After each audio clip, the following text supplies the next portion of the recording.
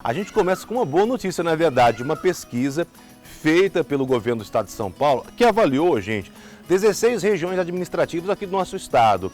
E São José do Rio Preto foi confirmada uma vocação muito grande para a agropecuária. E dentro desses dados, culturas importantes foram destacadas, como, por exemplo, a seringueira e também a laranja. É o que você vê na reportagem do Kleber Luiz, com imagens de Diego Souza. A família do Leandro investe no plantio de seringueira há pelo menos 2 décadas. Hoje, eles possuem 36 mil árvores distribuídas em uma área de cerca de 80 alqueires. E a gente já tem a área quase toda plantada, né? A parte que a gente não tem plantada, realmente a gente pretende plantar e regenerar a antiga, né? A gente tem um seringal aqui já de 25, 20 anos de sangria, então a gente tem planejamento de regenerar a antiga, das árvores mais antigas, a gente fazer um reflorestamento ali de novo.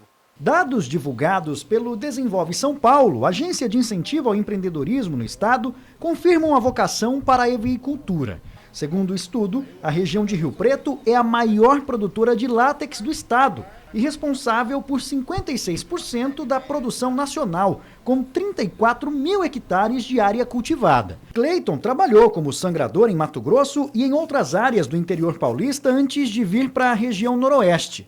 Ele afirma que aqui as condições são mais favoráveis para este tipo de atividade. Aqui na região de Rio Preto, a chuva que ajuda muito a produção, é o suficiente, é o bastante.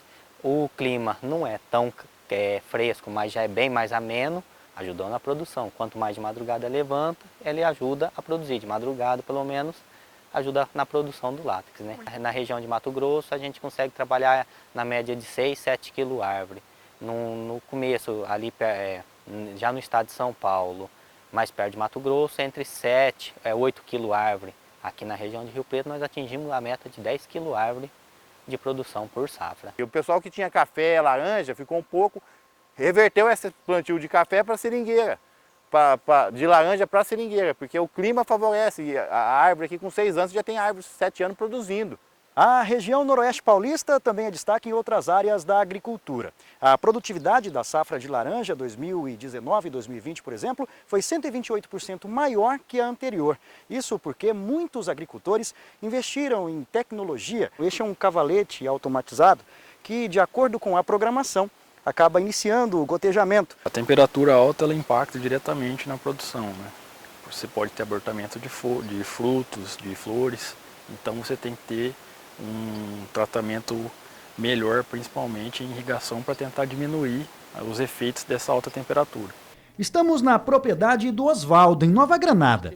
Aqui, 4 variedades de laranja foram plantadas em uma área de 35 hectares. O citricultor é outro exemplo de quem apostou na agricultura por acreditar que a região de Rio Preto é propícia para isso. Está no ramo já há vários anos, né?